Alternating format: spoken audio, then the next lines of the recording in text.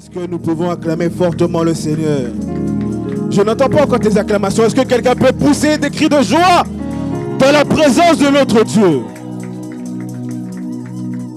Gloire à Dieu. Alors, comme vous le savez, depuis 2 dimanches déjà, aujourd'hui c'est le 3e dimanche, nous les avons consacrés pour parler d'un thème très important. Nous parlons du dernier virage. Par la grâce du Seigneur, j'ai introduit le thème. Dimanche dernier, le pasteur Dieveil est venu encore approfondir le thème. Et ce matin, j'ose croire que le Seigneur va encore nous parler ce matin. Ah, tu dis pas Amen. J'ose croire que le Seigneur a une parole pour toi. J'ose croire que le Seigneur a une parole pour quelqu'un. Voilà pourquoi je te prie, afin que tu sois concentré sur tout ce que le Seigneur va dire au travers de l'homme de Dieu. Dis à ton voisin. Non, si c'est une femme, tu dis voisine. Hein. Il ne faut pas appeler voisin. Si c'est une voisine, tu dis voisine. Dis encore voisin. Dis encore voisin. Je t'aime beaucoup. Mais excuse-moi. Ne me dérange pas. Non, répète encore. Voisin. Je t'aime beaucoup. Je suis content que tu sois là ce matin. Mais excuse-moi. Ne me dérange pas. Et ce matin, le Seigneur a précipité son oint, un homme de Dieu que j'apprécie énormément, un homme de Dieu qui me conseille quand il faut conseiller, qui peut aussi me reprendre. Il faut avoir des amis qui peuvent te reprendre quand tu veux. Hein? Qui te disent non, mon frère, fais ça comme ça, plutôt comme ça. Et je t'aime beaucoup, Pasteur Rodin. Et nous sommes très heureux de t'avoir ce matin. Et j'aimerais que nous puissions acclamer fortement le Seigneur pendant que son serviteur, le Pasteur Rodin, s'approche.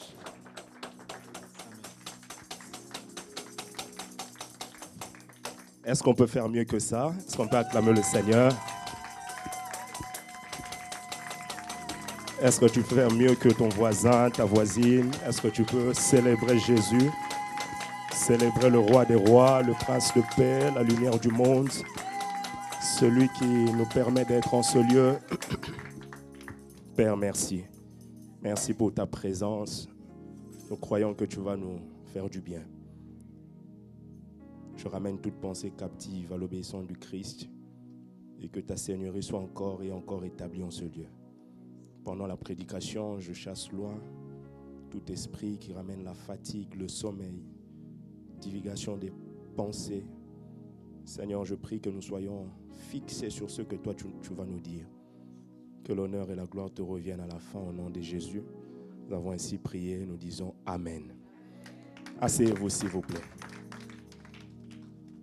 Nous rendons grâce à Dieu et je dis merci à l'homme de Dieu, le pasteur Aurélien, pour l'invitation. Et nous aimons le travail que vous faites ici.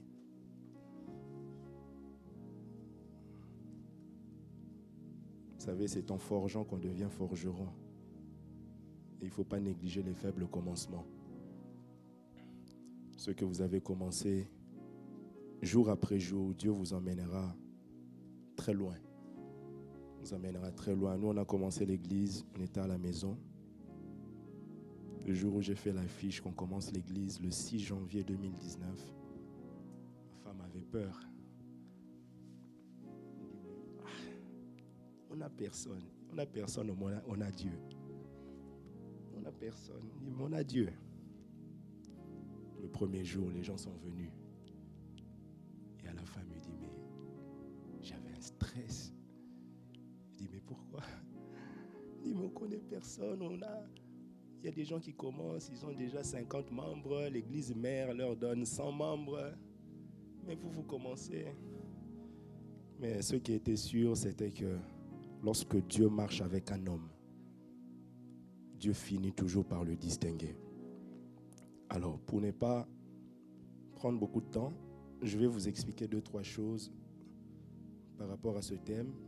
Donc, je suis venu avec Pasteur Ginette qui est là.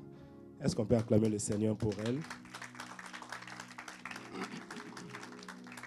Je suis venu aussi avec ma fille Agathe qui est juste derrière. Voilà. Ma femme n'a pas pu être là. Les enfants dérangeaient un peu ce week-end. Moi aussi, la santé m'a vraiment dérangé le vendredi. J'ai dormi le vendredi à 16h. Je me suis réveillé le samedi à 9h. C'était compliqué. Je me disais, mais non, cette église doit entendre ce que je dois dire là. Satan est un menteur. Le dernier virage de l'église. Que Dieu vous bénisse l'église. Je crois que sans vous, je ne serais pas là en train de prêcher. Que Dieu vous fortifie, vous bénisse, bénisse vos familles, vos enfants, vos projets. Est-ce que quelqu'un peut dire Amen? Alors, je vais vous proposer 2 textes. Premièrement, dans Jean, chapitre 14.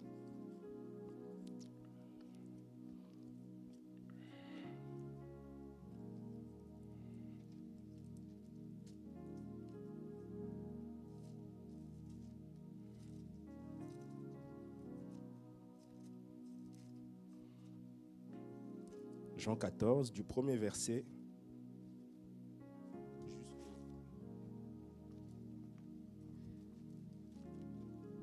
jusqu'au verset 3. Vous notez les textes, après on va les lire, s'il vous plaît.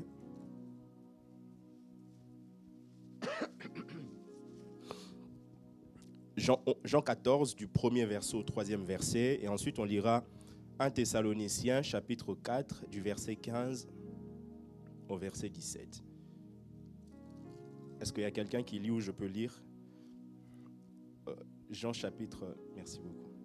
Jean 14, du premier au troisième verset.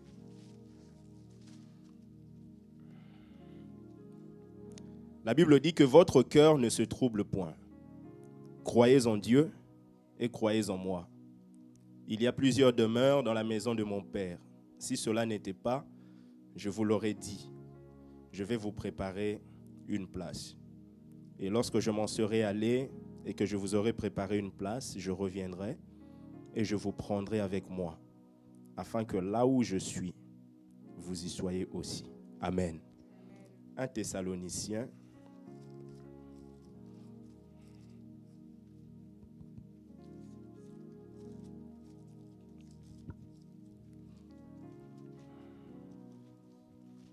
chapitre 4, du verset 15 au verset 17.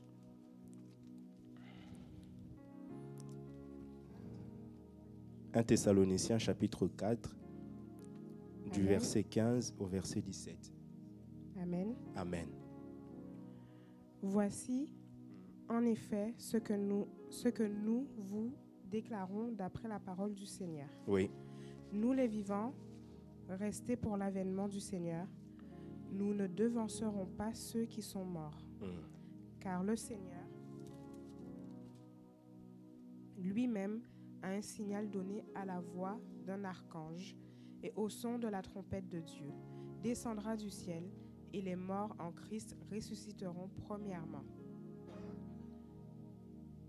Ensuite, nous les vivants qui seront restés, nous serons tous ensemble enlevés avec eux sur des nuées, à la rencontre du Seigneur dans les airs.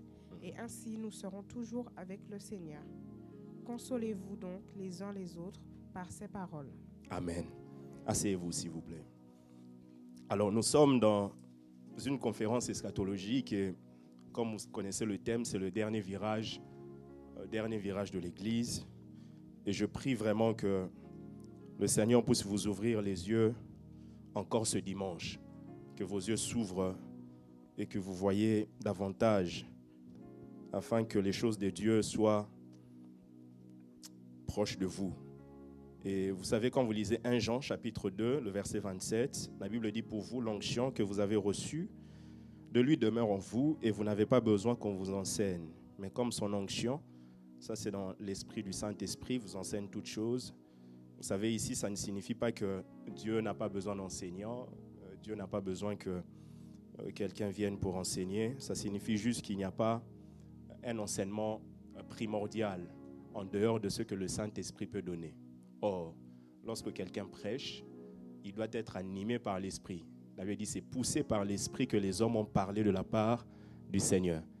Comme pour dire, quelqu'un qui vient prêcher selon lui, ce n'est pas un enseignement qui peut forger votre identité.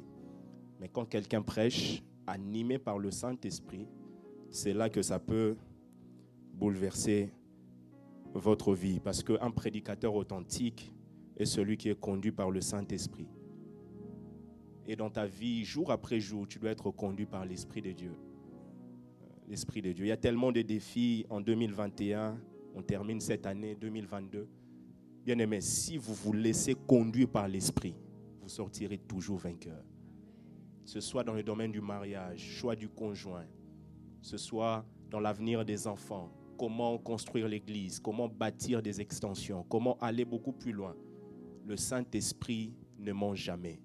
Quand il vous dit ce que c'est vrai, ce que c'est vrai. Et en tant qu'église, j'aimerais vraiment vous exhorter avant d'aller plus loin. Il faut être suffisamment obéissant. Et obéissant d'abord envers Dieu, obéissant envers celui que Dieu a établi. Vous savez, si je vous pose la question pour ceux qui aiment le foot, entre Messi et son entraîneur, qui a eu plus de ballons d'or? N'est-ce pas Messi? Qui a plus d'argent? C'est Messi. Qui est le plus connu? C'est Messi. Mais Messi dépend de son entraîneur. C'est l'entraîneur qui donne à Messi des tactiques. Mais est-ce que vraiment l'entraîneur là joue mieux que Messi? Donc comme pour nous dire, quand Dieu place quelqu'un devant de vous, quelles que soient ses compétences, je ne prône pas l'idée que quelqu'un qui doit être au-dessus doit être incompétent, non. Mais quand quelqu'un est choisi par Dieu, quel que soit ce qu'il peut présenter, que vous soyez Messi, Ronaldo, Ronaldinho, il faut suivre. Parce que votre bénédiction est attachée à cette personne. Est attachée à cette personne. L'eschatologie, vous le savez, l'homme de Dieu a expliqué, c'est l'étude des événements de fin des temps. En grec, vous avez deux mots qui composent ce concept. Vous avez schatos qui veut dire dernier, et vous avez logique qui signifie science ou étude. Donc quand vous prenez les deux, ça donne étude des choses dernières. Et vous devez comprendre que l'étude des choses qui concernent la vie personnelle, qui concernent les personnes, des individus, on appelle ça l'eschatologie personnelle. C'est-à-dire que, par exemple, la mort d'un individu, ça rentre dans le cadre d'une eschatologie personnelle. Ensuite, vous avez l'eschatologie qu'on appelle l'eschatologie générale. Là, il s'agit des événements qui ne touchent pas juste une personne, mais ça touche tout un ensemble. Par exemple, le retour de Jésus. Ça ne concerne pas juste un individu. Ça ne concerne pas juste une église locale. Ça ne concerne pas juste une communauté, mais ça concerne tout le corps du Christ. Donc là, ça rentre dans le cadre de l'eschatologie générale. Par exemple, le millénium, par exemple, le jugement dernier. Là, il s'agit de l'eschatologie générale. Et vous devez savoir que le plus grand événement que l'Église vivra dans le dernier virage, comme on vous a expliqué, c'est le retour de Jésus. C'est l'enlèvement de l'Église. Et parler de l'enlèvement de l'Église, vous allez vous rendre compte que l'apôtre Paul, quand il enseignait, il disait déjà dans 1 Thessaloniciens que les morts en Christ seront ressuscités en premier. Et ensuite, nous, c'est-à-dire qu'il se mettait déjà dedans, en disant, nous, les vivants, nous serons transformés. Pourquoi? Parce que l'apôtre Paul considérait déjà que les temps de fin avaient déjà commencé. Rappelez-vous ce que Dieu avait parlé au travers de Joël, le prophète. Dieu avait dit, après cela, je répandrai de mon esprit sur toute chair. Vos fils et vos filles prophétiseront. C'est-à-dire que dans l'Ancien Testament, il avait prophétisé. Mais lorsque l'apôtre Pierre est arrivé, après avoir vécu la Pentecôte, la Bible déclare, il est en train de dire à ces gens qui étaient étonnés, il dit non. En fait, c'est la réalisation de ce que le prophète Joël avait dit. Joël avait dit après cela, ce n'était pas précis. Mais moi, je viens vous confirmer, c'est la réalisation maintenant. Vos fils et vos filles prophétiseront. Il avait dit après cela, moi je vous dis, il est écrit que dans les derniers temps, je répandrai de mon esprit. Donc ça a déjà commencé. Et le retour de Jésus, ce sera pour prendre son épouse. Ramener son épouse, comme on a vu dans 1 Thessaloniciens. Et je vous prie de noter, il faut comprendre que Jésus reviendra prendre son épouse, qui est l'Église à l'image du mariage qu'on appelle le mariage oriental, qui se passe en plusieurs étapes. Je vous prie de noter rapidement. Premièrement, La première étape, c'est ce qu'on appelle les fiançailles. La première étape, c'est ce qu'on appelle les fiançailles. Et les fiançailles, ça représente la conversion. Parce que vous ne pouvez pas aller rencontrer l'épouse lors de son retour aussi longtemps que vous n'êtes pas converti. Et la conversion, le mot grec pour conversion veut dire tout se tourner vers. Se tourner vers. Mais vers quoi? Vers l'adoration du vrai Dieu. On ne se détourne pas pour aller vers le néant. On ne se détourne pas pour aller vers quelque chose qui n'existe pas. Tu te retournes pour aller vers l'adoration du vrai Dieu. On se détourne du péché pour se tourner vers Christ, non vers une religion, non vers un ensemble de dogmes que tu dois appliquer jour après jour. Et tu vas te rendre compte que jour après jour, tu seras stressé, tu vivras dans la frustration. On va te dire, tu vas jeûner pendant 30 jours pour abandonner tes péchés là, supprimer tes péchés d'avant. Tout juste après, tu vas tomber encore. Ah, mais je suis encore tombé, tu continues. C'est-à-dire que c'est une culpabilité sans fin. Et ce que j'aime avec Christ, nous avons la liberté. La Bible dit, c'est pour la liberté que Christ nous a affranchis. Il ne nous a pas affranchis pour que nous vivions une vie de libertinage. Il nous a affranchis pour qu'il nous donne le Saint-Esprit et que le Saint-Esprit nous aide à pouvoir mener à bien la vie dans le Seigneur. Amen.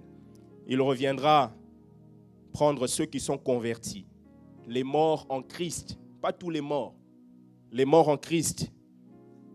Il ne reviendra pas prendre tous les morts.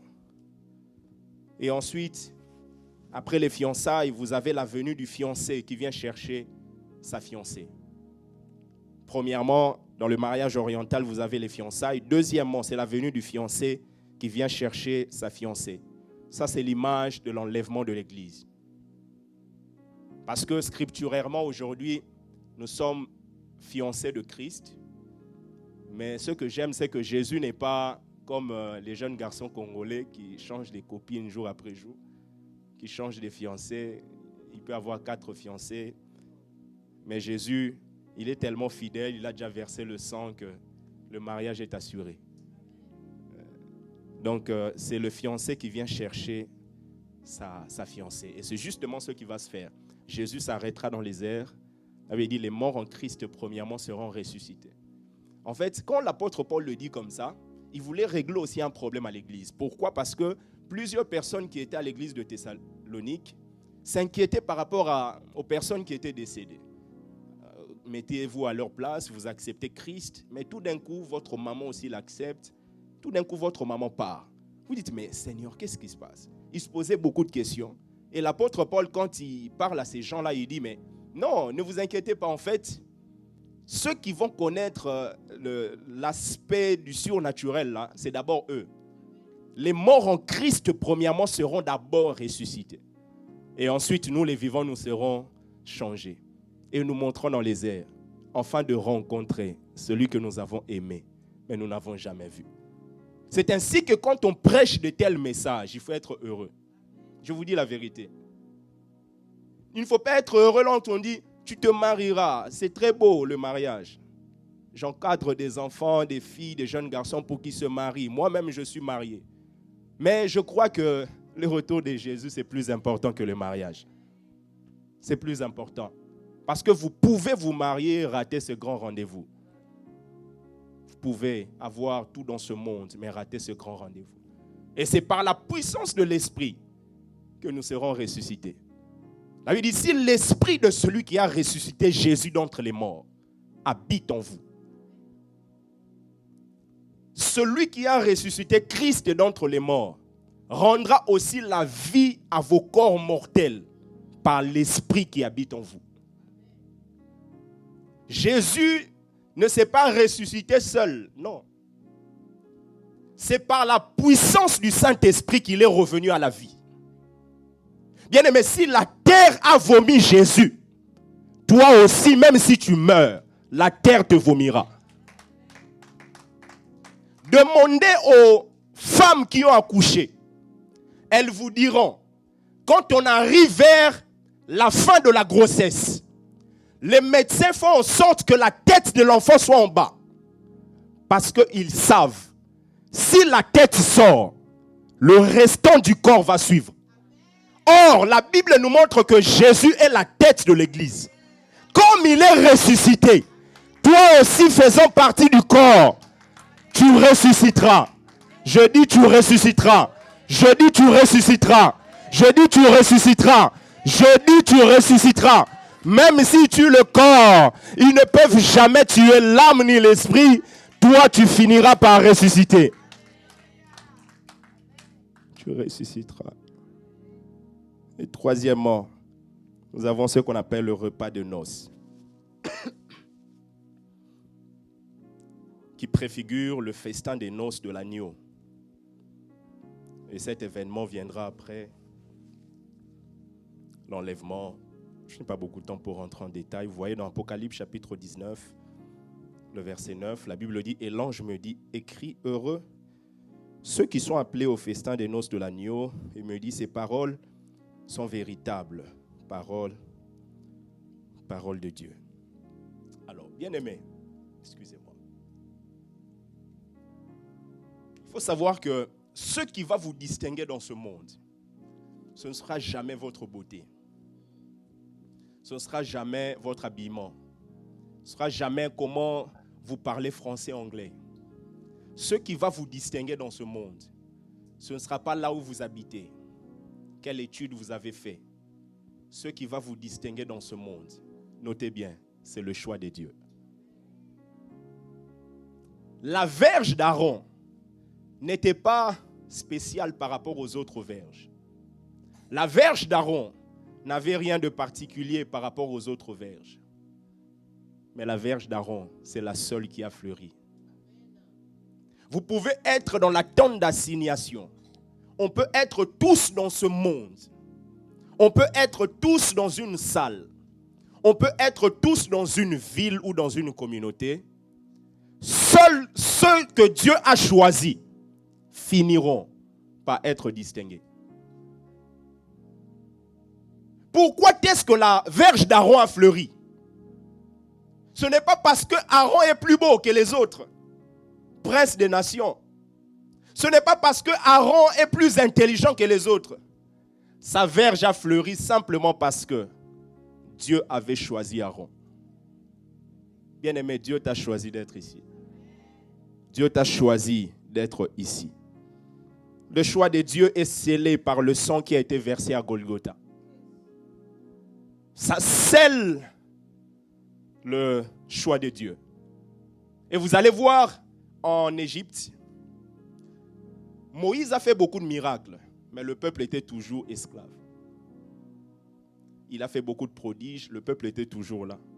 C'est ainsi que quand on est enfant de Dieu, les miracles accompagneront ceux qui auront cru.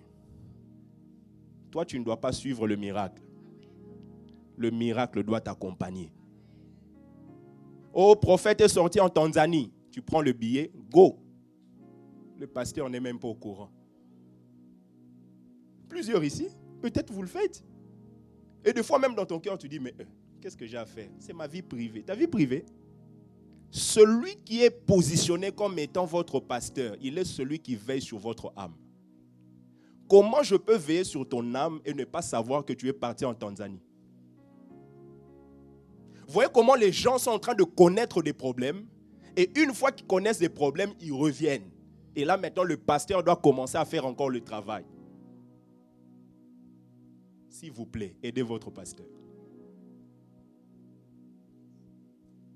C'est-à-dire que le choix de Dieu, il a fait beaucoup de miracles, ils étaient toujours esclaves. Mais Dieu a utilisé une méthode que les gens ne pouvaient pas imaginer. Si on posait la question aux gens, ils allaient dire, mais il faut provoquer ce qu'on appelle la sédition. C'est-à-dire se rebeller contre les Égyptiens. Mais Dieu dit, non, vous allez tuer un agneau, prendre le sang, mettre sur les linteaux et sur les poteaux latéraux. Bien aimé, les méthodes de Dieu peuvent paraître bizarres. Notre sortie en Égypte, là, avec ton sang, là, c'est quoi le rapport? Oh, mais Seigneur, mais on te dit ça. Ton frère reçoit un message, te dit. Oh, mais c'est quoi le rapport entre là-bas et ici? Bien aimé, Dieu est capable de t'emmener au nord en te faisant passer par le sud. Je dis, mais j'aurais pu aller directement ici. Non. Dieu sait qu'il y a des bandits là. Si tu vas directement, on va te tuer. Il te fait passer là pour que tu vives la réalisation de ce qu'il a dit. C'est ainsi que plusieurs, Dieu leur parle de là-bas. Dieu donne maintenant la précision par rapport au chemin. Dieu voulait qu'Abraham ait un enfant de la promesse. Mais cet enfant de la promesse ne devait jamais venir au travers d'une autre femme que Sarah. Lorsque Abraham a eu un enfant avec Agar, n'est-ce pas, on peut dire que la promesse de Dieu s'accomplissait? Parce que Dieu l'avait promis un enfant, n'est-ce pas? Mais le problème, ce n'est pas juste la volonté de Dieu, c'est aussi le moyen que Dieu a tracé pour que tu arrives à ça. Plusieurs vivent des choses, mais ne sont pas dans la volonté parfaite de Dieu. Il devait mettre le sang sur le linteau et sur les poteaux latéraux. Mais ne devait jamais mettre le sang sur le seuil. Pourquoi? Simplement parce que Dieu savait, une fois qu'il entre dans la maison, pour être épargné de l'ange de la mort, une fois que l'ange de la mort passé, ils finiront par sortir. Et en sortant, ils vont piétiner le sang. Dieu est en train de défendre le sang d'un animal. Un animal mort. Si Dieu défend le sang d'un animal mort, à combien plus forte raison le sang de son Fils bien-aimé et unique? C'est ainsi que tout celui qui piétine le sang de Jésus ne finira jamais bien. Quand vous entendez sa voix, n'endurcissez pas votre cœur. Parce que le sang qui a été versé, c'est pour que vous soyez libres. Les délivrances des familles, même quand on prie pour des familles, moi j'aime beaucoup prier pour des familles, parce que l'église est composée de familles. Quand les familles vont bien, l'église va bien. En tant que pasteur, si j'ai 15 familles à l'église qui ont des problèmes, même mon cœur ne sera pas bien. Quand les familles vont bien, vous voyez que même l'église, l'atmosphère est différente. Mais l'histoire là de prier là, bien aimé, si on ne comprend pas la profondeur du sang de Jésus, on va passer à côté. Si vous voulez vous couvrir vous-même, oh non, l'ange de la mort va passer, moi ça va, je parle français, j'ai la nationalité, je suis ceci, je suis des îles, je suis camerounais, moi le Dieu de mes ancêtres, bien aimé, tu mourras. On ne blague pas avec ça. Dieu ne voulait pas qu'il piétine. Vous savez ce que j'aime avec Dieu? Dieu ne fait jamais la promotion des choses qui ne marchent pas. Lorsque Dieu promet, fonctionne. Pourquoi ça fonctionne? Simplement parce que celui qui te promet est omniscient. Quand celui qui te promet tâtonne, donc la probabilité que la chose réussisse est différente de 1. Mais quand il connaît tout là, il maîtrise. Dieu te dit, ce chéri là, je ne veux plus de ça. Seigneur, je l'aime, mais ton amour là, ça va, mais Dieu connaît. Tout ce que Dieu promet fonctionne. Et Jésus a dit que votre cœur ne se trouble point. Croyez en Dieu et croyez en moi. Vous savez, dans la vie, bien aimée, il faut avoir la provision. Dans la promesse. La provision est dans la promesse. Dans la vie, il faut avoir la provision. Et la provision est dans la promesse. Vous savez, quand il y a une crise, ceux qui sauvent des familles, ce sont des provisions. Quand il y a une crise, il y a la famine. Par exemple, en Égypte, quand il y avait une crise, et Dieu avait donné l'intelligence à Joseph pour qu'il mette des choses de côté pour que lorsque l'abondance va finir les 7 ans, que les gens ne puissent pas manquer des choses à manger. La provision, ça aide au moment des crises. Et vous allez comprendre que quand on parle de la crise, par définition, la crise, c'est un manque d'équilibre. C'est-à-dire qu'il n'y a plus d'équilibre. C'est une rupture d'équilibre.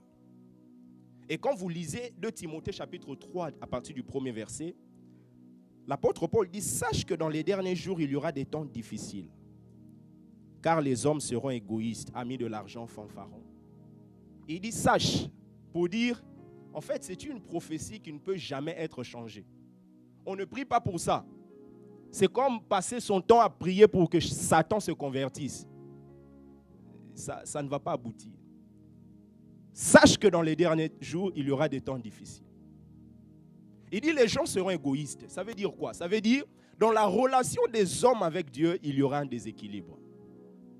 Il y aura une crise. Maintenant, dans la crise, il faut la provision. Or, la provision, c'est dans la promesse. Quand il y a une crise dans ce monde, croyez-moi, les choses ne vont pas s'améliorer dans ce monde. Les choses vont aller de mal en pire. Les choses vont s'empirer. Quand vous lisez la Bible, c'est vrai, nous parle de l'effusion de l'esprit. Mais au-delà de ça, on nous montre combien il y aura des temps difficiles, des crises, des cracks, des tremblements de terre. Et quand vous regardez toutes ces choses, la seule chose qui peut vous fortifier, c'est la provision. Maintenant, comme la provision est dans la promesse dit que votre cœur ne se trouble point. Jean 14, le premier verset qu'on a. Croyez en Dieu et croyez en moi. Jésus, tu n'es pas Dieu? Si. Mais Jésus, il était là, pas seulement comme Dieu, il était là aussi comme leader devant les disciples. Jésus donne un message. Lorsque vous croyez en Dieu, vous pouvez aussi et vous devez croire maintenant en celui que Dieu vous a envoyé. Parce que Jésus est l'envoyé du Père. Il dit, tu n'as voulu ni sacrifice ni offrande. Tu m'as formé un corps. Je viens pour faire ta volonté. Et il dit aux disciples, comme le Père m'a envoyé, moi aussi, je vous envoie. Donc l'envoyé, c'est l'image de l'apôtre. Apostelos. Il est l'envoyé de Dieu. Il est l'envoyé de Dieu. Il dit que votre cœur ne se trouble point. Croyez en Dieu et croyez en moi. Que votre cœur ne se trouble point, bien-aimé. Il dit, croyez en Dieu, croyez en moi. Pendant qu'il y a des crises, pendant qu'il y a des difficultés, que ton cœur ne se trouble point. Continue à prier. Continue à venir à l'église. Rentre dans des moments de prière en ligne. Parce que la meilleure manière d'attendre la réalisation de la promesse de Dieu, c'est de demeurer dans la prière. Jésus a dit aux disciples, ne partez pas encore. Attendez ce que le Père vous a promis, ce que je vous ai annoncé, dit-il. Il dit, vous recevrez le Saint-Esprit accompagné de sa puissance et vous serez mes témoins. Jésus n'a jamais dit aux disciples, restez ici, priez jusqu'à ce que le Saint-Esprit vienne. Mais eux-mêmes, par la sensibilité spirituelle, ils ont compris. La meilleure manière d'attendre la réalisation de ce que Dieu a promis, c'est de vaquer à la prière. Tu ne peux pas attendre quelque chose que Dieu t'a promis en vivant dans les calomnies. Moi aussi j'attends le jour où ça s'accomplira. Ils verront quoi? Rien. Tu es en train même de te détourner là, de ce que Dieu a promis. Il faut vaquer à la prière. La fatigue peut être là. Vous pensez comme je suis là, je ne suis pas fatigué. Mais si vous attendez que tout roule là, vous ne ferez rien. Oh non, pasteur, pour la prière, des fois même la prière en ligne, il y a des gens qui prennent la peine de ne pas entrer. Je ne comprends pas. Tu as 24 heures, tu travailles 7 heures, mais tous ces temps-là, tu fais quoi? Bien aimé, un moment, il faut aller au-delà de la fatigue. Un moment, il faut aller au-delà des choses qui peuvent t'empêcher. Il y a des voix qu'il faut faire taire. Un jour, celui qu'on appelle Élisée, il a appris que son maître doit partir. Et les prophètes, les jeunes prophètes sont venus le voir pour lui dire, mais tu sais, ton maître sera pris. En fait, il le disait pour se moquer de lui, pour dire, nous sommes des prophètes. Toi, ton maître va partir, qu'est-ce que tu vas devenir? Ce que j'aime Élisée, Élisée a dit, taisez-vous. Il y a des voix qu'il faut faire taire. Même à l'église là, les gens parlent mal de votre église, de votre bien-aimé. Dites-leur, taisez-vous. Quelqu'un parle mal de toi, de ta mère, dites, taisez-vous. Élisée a compris. Toutes les voix ne sont pas les voix à entendre. Oh. Une voix peut être belle, mais ce n'est pas la voix qui vous bâtit. Ce n'est pas la voix qui vous permet d'atteindre votre destination.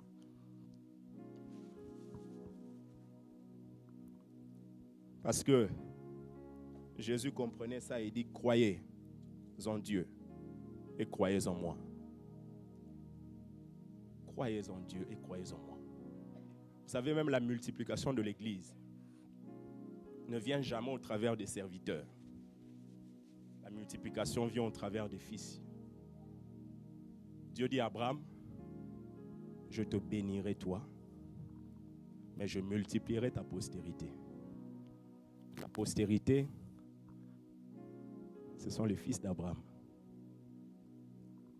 Je te bénirai, mais c'est ce qui sort de toi qui sera multiplié.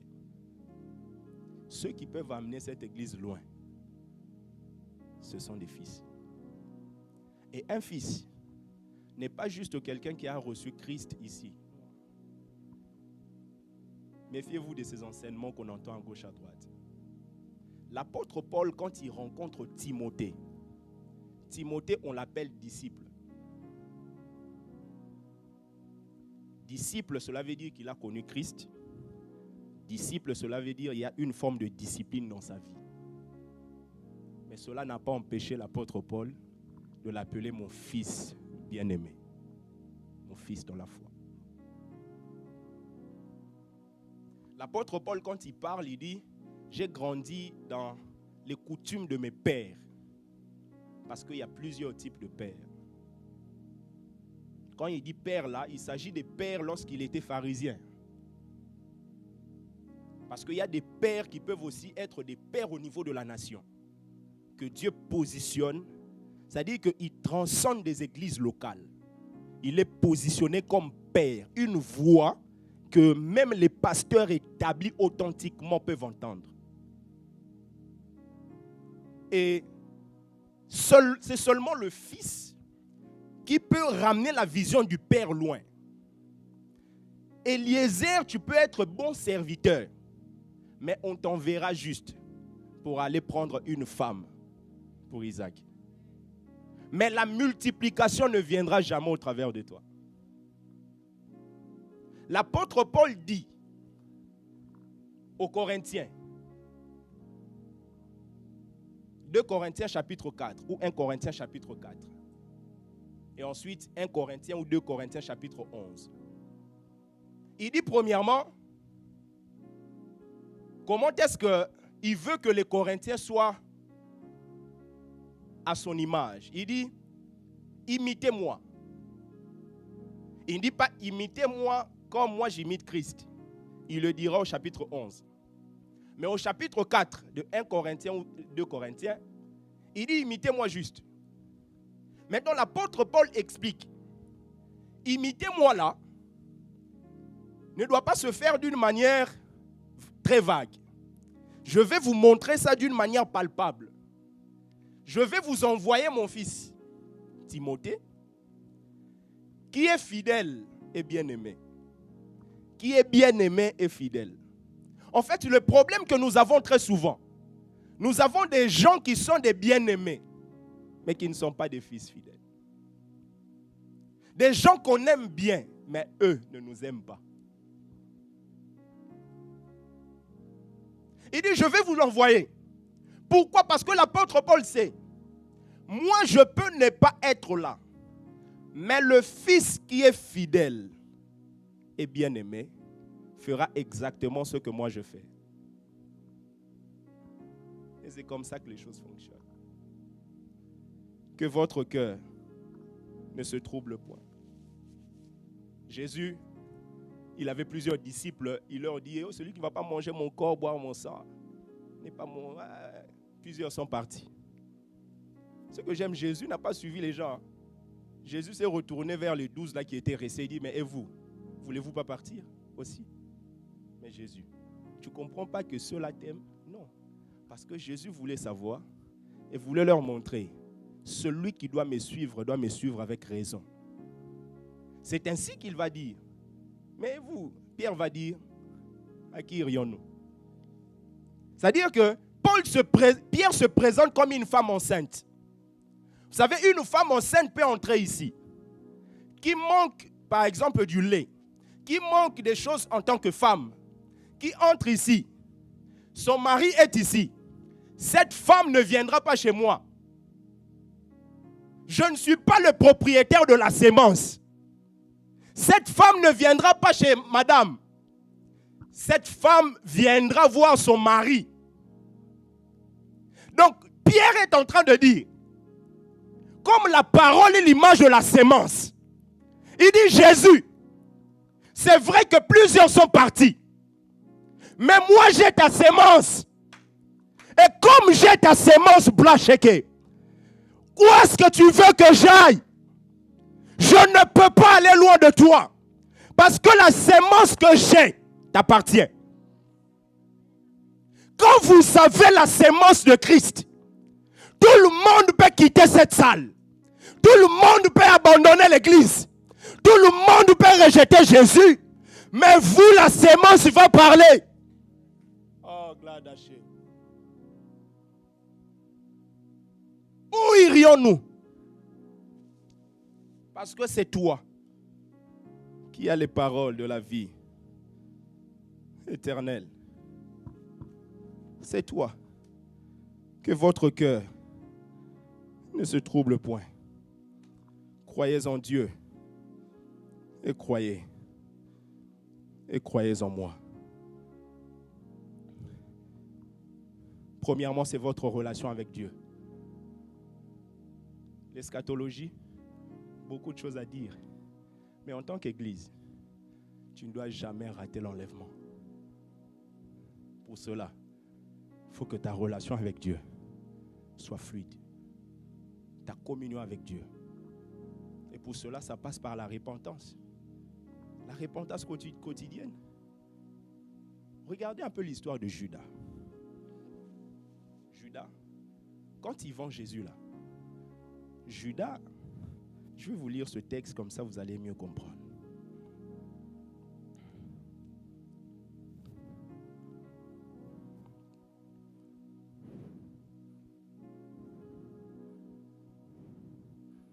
Matthieu chapitre 23, le verset 3 et 4. Matthieu chapitre 27 plutôt, le verset 3 et 4. Je tends vers la fin. Matthieu chapitre 27, le verset 3 et le verset 4.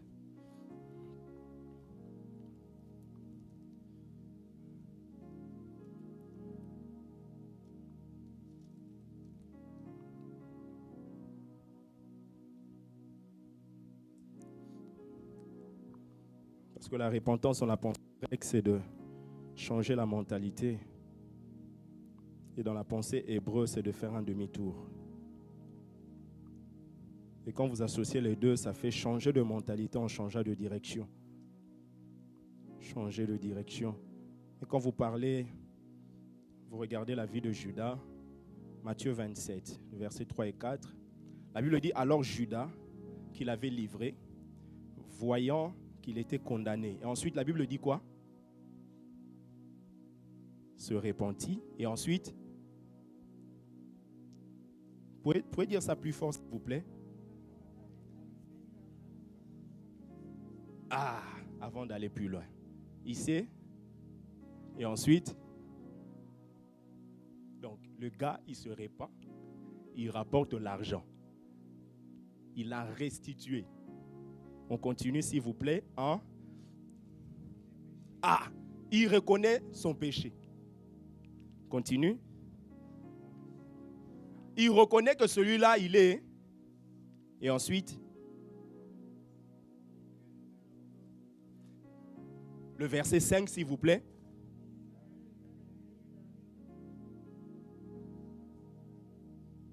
Et donc le gars se répand. Il rapporte. Il reconnaît qu'il a péché. C'est le sang innocent, mais il finit par aller se pendre. Il n'a jamais cru à la repentance. Au-delà de toutes les prophéties qui pouvaient être annoncées, le fils de la perdition, c'est un exemple pour nous montrer. Plusieurs personnes se pendent sur le bois du désespoir. Moindre problème, tu as du mal à comprendre que Dieu t'a déjà pardonné. Oh, ce que j'avais fait en 1985, bien-aimé, même toi-même. C'est ainsi que l'avenir de plusieurs sont bloqués. Tu n'arrives pas à exceller avec Dieu. On te donne un programme à l'église directement, tu commences à réaliser tes incapacités. Vous pensez que tous ceux qui prêchent là sont capables? L'apôtre Paul dit, celui qui nous rend capables, c'est Dieu. Notre capacité, au contraire, vient de Dieu. Quand vous êtes capable là, cela veut dire que vous n'êtes pas appelé. Dieu n'appelle pas les capables parce que ici, là, quand tu es capable, tu vivras avec l'orgueil, tu prêcheras avec l'orgueil. C'est-à-dire que tu verras un pasteur qui est en train de prêcher, vous sentez l'orgueil fait chair. Il prêche, mais vous sentez qu'il y a quelque chose qui ne va pas. Pourquoi ils se sont capables? Il est parti en théologie. Il a fait les études là-bas. Il connaît le livre d'Apocalypse. Il croit qu'il est arrivé. Bien aimé, la Bible dit nous connaissons tous en partie. Soumettez-vous à Dieu. Dieu n'élève pas les gens qui sont déjà élevés.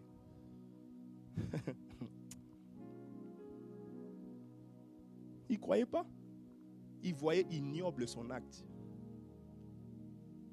Croyez en Dieu. Mais dans votre relation avec Dieu, il faudrait que vous croyiez au pardon de Dieu. Croyez que Dieu vous a pardonné, bien-aimé. C'est la voie par laquelle vous pourrez atteindre d'autres dimensions. Croyez. Plusieurs se pendent sur le bois du désespoir. Dieu te dit ça ira. Une fois qu'on finit, on sort ici. Les inquiétudes reviennent.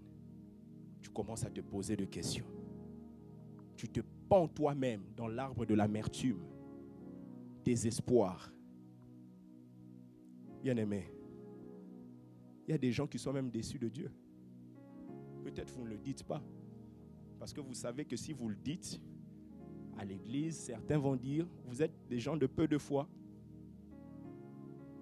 Vous aviez une tante qui était malade, vous avez prié Dieu. Seigneur, s'il te plaît, si tu es Dieu, guéris ma tante. Finalement, ta tante est morte. Tu es déçu de Dieu? Il y a des gens comme ça, un peu comme le peuple d'Israël. Vous sortez de l'Égypte. Déjà avant de sortir, Dieu envoie un homme, vous donne une promesse, Moïse va venir vous libérer. Moïse vient, ça ne prend pas 4 jours, ça prend des années. Déjà, désespoir. Ils sortent, avec la soif, ils arrivent devant la mer de Mara, goûtent comme ça, l'eau est amère. Désespoir.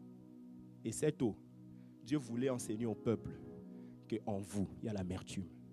Parce que Mara signifie amer, amertume. Il y a des gens qui ont de l'amertume. Vous êtes déçus de Dieu. Vous êtes arrivés devant l'eau, vous avez goûté, c'est amer. Vous avez une relation, vous avez quelque chose, mais ça n'a pas abouti. C'était votre enfant, c'était un mariage que vous espérez, ça n'a pas abouti. Mais ce que j'aime, au-delà de tout ce qu'ils ont vécu là, les enfants d'Israël, Dieu leur dit, je suis le Dieu qui te guérit. Je suis le Dieu qui te guérit. En fait, Dieu ne se focalise pas et ne se préoccupe pas d'abord de tes résultats. Dieu se préoccupe d'abord de ta guérison. Parce qu'il sait que si tu n'es pas guéri, tu entres dans une chose, tu échoueras. Il dit, je suis le Dieu qui te guérit. Je prie que Dieu te guérisse ce matin. Que Dieu guérisse ton cœur ce matin. En sortant d'ici, tu puisses voir des choses différemment. Je suis le Dieu qui te guérit. Je suis le Dieu qui te guérit. Parce qu'à un moment, il faut passer à autre chose. Vous savez, Dieu est le meilleur des psychologues. Moïse est mort. La Bible déclare que Dieu a permis aux enfants d'Israël de pleurer Moïse pendant 30 jours. Parce que Dieu sait, des événements comme ça, ça traumatise. Parce que Moïse était un grand leader. En Israël, Moïse est juste un peu inférieur à Dieu, mais supérieur aux anges. Donc Dieu savait. C'est ainsi que même Moïse n'a pas été enterré comme tout le monde. Parce que Dieu ne voulait pas que son cadavre devienne un endroit où les gens vont aller rendre l'adoration. Dieu était un psychologue. Il est le meilleur des psychologues. Il dit, vous avez pleuré pendant 30 jours. Mais au bout de 30 jours, il a dit à Josué, maintenant, c'est fini. Vous devez y aller. Bien-aimé, c'est fini. Tu as longtemps pleuré. Maintenant, avance. Maintenant, évolue. On t'a déçu hier. Ce n'est pas grave. Si on peut être déçu par des relations, on peut aussi être consolé par d'autres relations.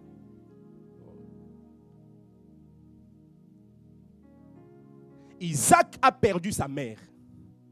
En perdant sa mère, il déclare qu'Isaac était tout triste. Mais le jour où le serviteur ancien est parti chercher Rebecca, il a ramené Rebecca. Lorsque Isaac a vu Rebecca, la Bible dit Isaac fut consolé de la mort de sa mère.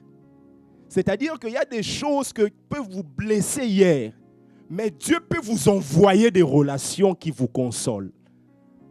Je prie que Dieu vous envoie ça. Qu'il vous envoie des amis, même dans le ministère. Il y a des gens, quand vous êtes avec eux, vous êtes à l'aise, quoi. Vous vous sentez bien. Peut-être il n'y a même pas à manger, il n'y a pas de choses, mais vous vous sentez bien. Que Dieu vous envoie de telles personnes. Que Dieu vous envoie de telles personnes. La relation avec Dieu. Et ensuite, croyez en moi. Votre relation avec votre voisin. Parce que quand votre relation avec Dieu est bonne, ça va se manifester au travers de la relation avec les autres.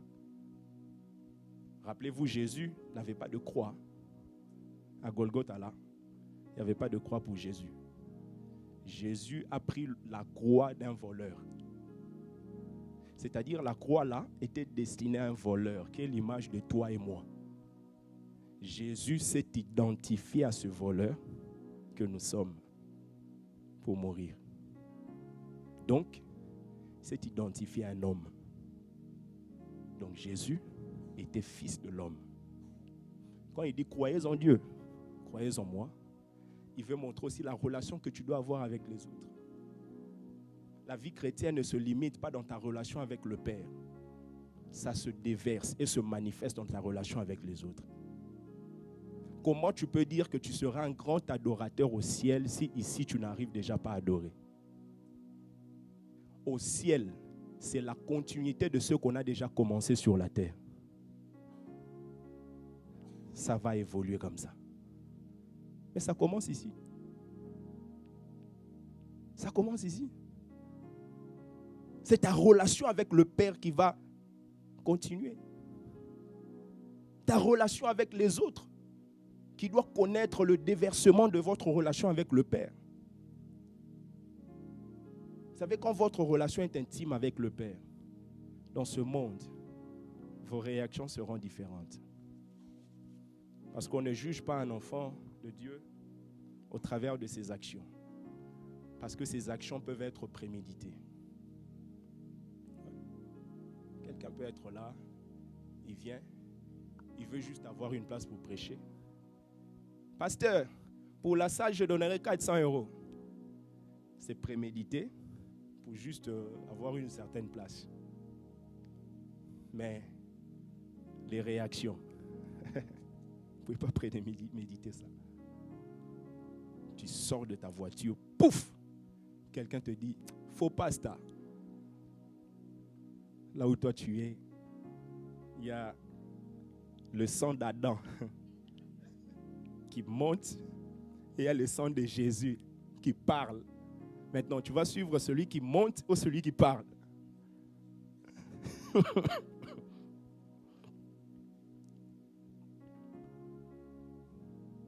c'est là qu'on verra.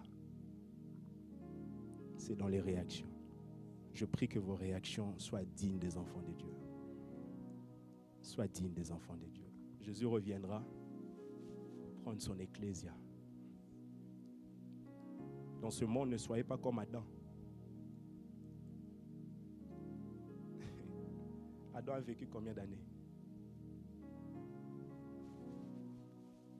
Ma sœur qui me regarde, elle a vécu combien d'années?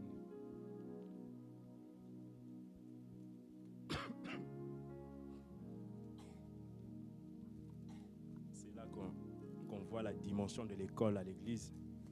Il y a des gens, quand j'étais au collège, quand le prof pose une question comme ça, tu fais tout pour que le prof ne te voit pas. Mais il te voit, il est debout, il est au-dessus d'un truc là. Il a vécu 930 ans. Mais regardez un peu le bilan d'Adam. La référence liée à la vie d'Adam, c'est que le péché est venu au travers de lui. Le plus important, ce n'est pas de vivre plus longtemps. Jésus n'a vécu que 33 ans, mais il a laissé des traces. Vivre longtemps là, c'est bien. Mais si ce n'est pas positif là, ça ne sert à rien. Aujourd'hui, un enfant qui naît là, il naît déjà avec ce que Adam a commis. Regardez un papa comme ça. Il met tout sur la tête de nos enfants. Mais lorsque Jésus vient, le second Adam, il ne vient pas pour t'améliorer. Il vient pour te recréer. Nous, on parle de la nouvelle naissance, la nouvelle création. Et la Bible dit, quand vous êtes en Christ, les choses anciennes sont passées. Voici, toute chose est devenue nouvelle. Jésus, quand il est arrivé, il a vu la mer. En voyant la mer, il s'est dit, mais non, les choses anciennes sont passées, n'est-ce pas? Moïse, lorsqu'il est arrivé devant la mer rouge, Moïse avait frappé. La mer s'est séparée. Autrement dit, il y avait un obstacle devant Moïse. Moïse a mis l'obstacle à gauche et à droite. Jésus, quand il arrive, il dit, je ne mettrai pas l'obstacle à gauche. Je ne mettrai pas l'obstacle à droite. Mais ce que je veux faire, je veux marcher sur l'obstacle. Je prie au nom de Jésus. À partir de ce culte, tu ne fuiras pas les obstacles devant de toi. Tu marcheras au-devant des obstacles. Cette église, en 2022, vous rencontrerez des choses. Alors vous ne séparez pas. Vous marcherez au-dessus. Est-ce que quelqu'un peut acclamer le Seigneur? Est-ce que quelqu'un peut acclamer le Seigneur?